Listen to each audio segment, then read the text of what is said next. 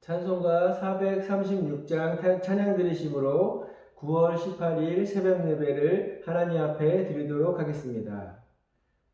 나 이제 주님의 새 생명 얻은 몸, 옛것은 지나고 새 사람이로다. 그 생명 내 맘에 강같이 흐르고 그 사랑 내게서 해같이 빛난다. 영생을 누리며 주 안에 살리라. 오늘도 내일도 주 함께 살리라. 주 안에 감추인 새 생명 얻으니 이전에 줬던 것 이제는 값없다. 하늘의 은혜와 평화를 맛보니 찬송과 기도로 주 함께 살리라. 영생을 누리며 주 안에 살리라. 오늘도 내일도 주 함께 살리라. 산천도 초목도 새 것이 되었고 죄인도 원수도 친구로 변한다. 새 생명 얻은 자 영생을 누리니 주님을 모신 맘 새 하늘이로다. 영생을 누리며 주 안에 살리라. 오늘도 내일도 주 함께 살리라. 주 따라가는 길 험하고 멀어도 찬송을 부르며 뒤따라가리라. 나 주를 모시고 영원히 살리라. 날마다 섬기며 주 함께 살리라. 영생을 누리며 주 안에 살리라. 오늘도 내일도 주 함께 살리라. 아멘. 사도신경으로 신앙 고백하시겠습니다.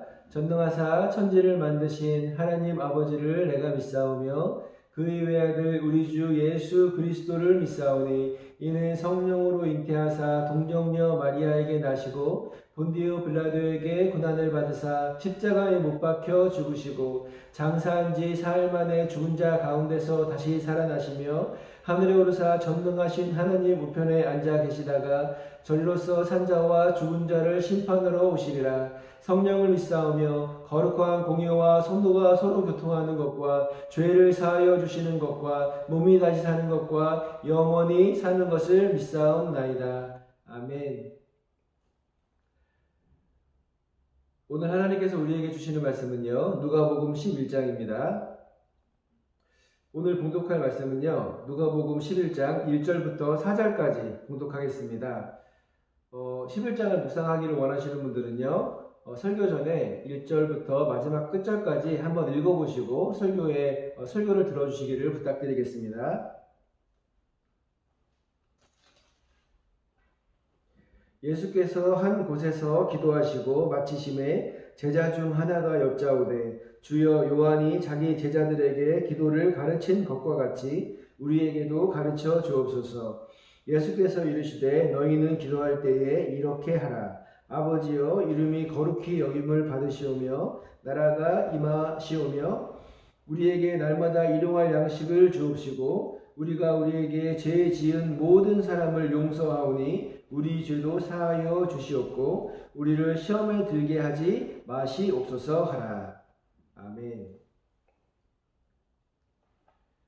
누가복음에는요, 곳곳에 예수님께서 따로 기도하셨음을 기록하고 있습니다. 그때까지만 해도 예수님의 제자들은요, 기도라고 하는 것에 대해서 정확하게 어떻게 하는 것인지를 이해하지 못했던 것 같습니다.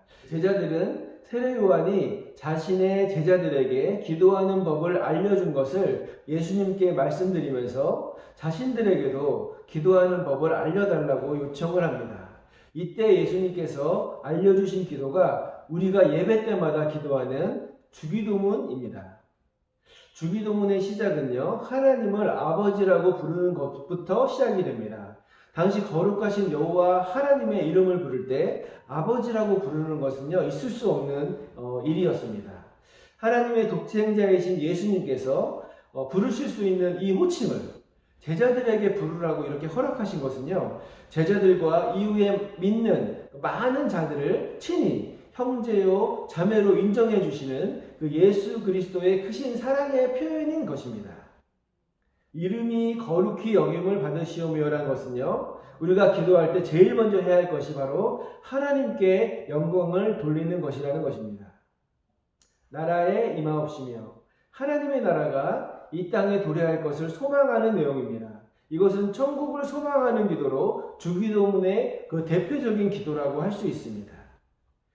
우리가 하나님께 기도할 때 요청해야 될 것이 세 가지가 있다고 말씀하시는데, 첫 번째는 일용할 양식입니다. 우리가 하나님께 요청해야 할 양식은요, 불에 넘치게 창고에 가득가득 쌓아놓는 양식이 아니라, 그런 재산이 아니라 우리가 살아가는데 꼭 필요한 양이면 족하다는 그런 고백을 하라는 것입니다.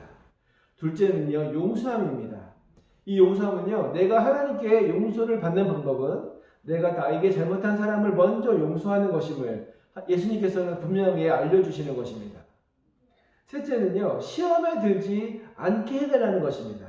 우리가 살아가면서 받는 수많은 유혹들과 그 죄악들 가운데 빠져들지 않을 것을 하나님께 요청하라는 말씀입니다. 그래서 하나님의 뜻에 순종하며 살아가는 것이 성도들에게 있어서 가장 행복한 삶이 될 것이라는 가르침인 것입니다. 나라와 권세와 영광이 영원히 아버지께 있사옵나이다. 이 구절은요, 누가복음에는 없지만 마태복음에는 나와 있는 말씀으로, 이렇게 마태복음을 보면 이렇게 괄호로 쳐져 있는 것을 볼 수 있거든요. 이것은요, 아마도 후대에 추가된 것으로 보인다는 것입니다. 마지막으로 모든 영광을 다시 하나님 아버지께 돌려드리는 것으로 이 주기도문을 맞춰지고 있다는 것입니다. 예수님의 메시아 되심을 인정하지 않는 사람들은요, 예수님께서 이적을 베푸시는 걸 보고 이것은 분명히 사단의 우두머리인 바알세불의 힘을 빌려서 능력을 행한다고 이렇게 비판을 합니다.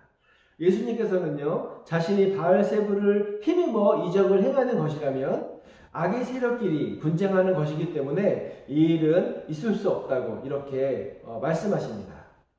예수님을 비판하는 사람들이 예수님이 메시아인 증거 또 표적을 구하는 것을 보고 예수님께서는요, 요나의 표적을 이야기하시고 또 솔로몬에 있었던 사건을 예로 드십니다. 이것은 요나가 3일 동안 물고기 뱃속에서 있었던 것 같이 예수님께서도 죽으시고 3일 만에 부활하실 것을 우리에게 알려주시는 그 표적으로 삼으신 것입니다. 또한 남방 여왕이 솔로몬의 지혜를 보기 위해 온 사실을 통해서 예수 그리스도의 사역이 온 이방 민족에게로 전파될 것이라는 이런 표적을 보여주시는 것으로 해석할 수가 있는 것입니다. 예수님의 가르침 이후에 한 바리새인이요, 예수님을 점심 식사로 초대를 합니다.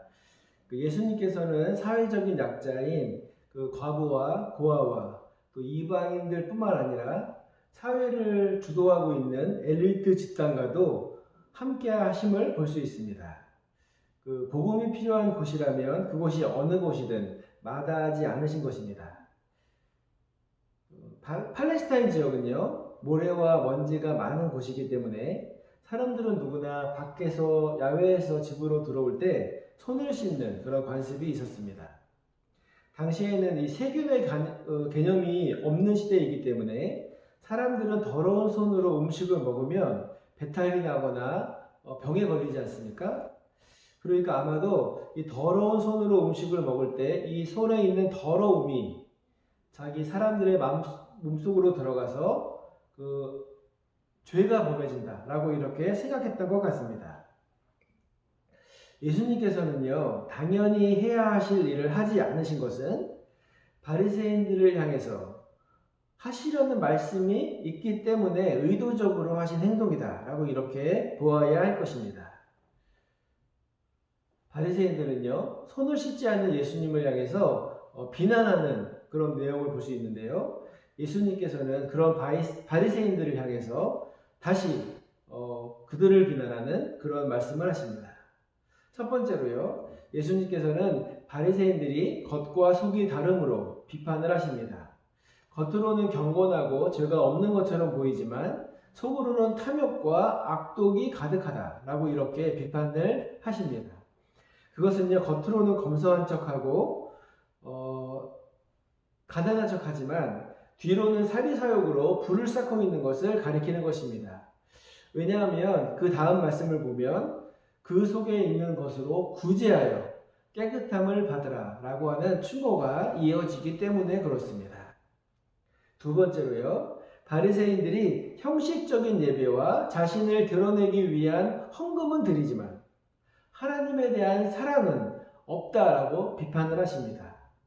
이때 예수님께서는요, 예배의 형식이나 제도 같은 것들은 악하다라고 말씀하시지 않으셨습니다. 형식과 본질 둘 다 중요하다라고 이렇게 가르치고 계십니다. 세 번째로는요, 하나님을 마땅히 섬겨야 할 바리새인들이 오히려 사람들의 섬김을 받으려 한다라고 비판하십니다.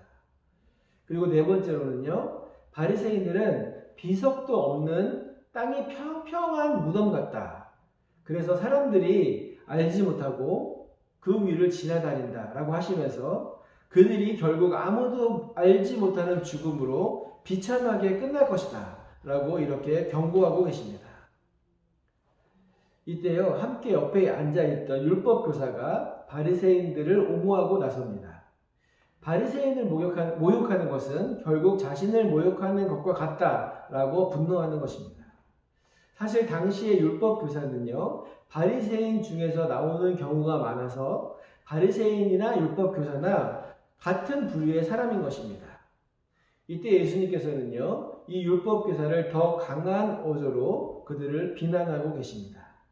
왜냐하면 이 율법교사는요, 자기 자신만 악한 길로 가는 것이 아니라 자신의 제자들까지도 악한 길로 인도하는 죄를 범하기 때문에 그렇습니다.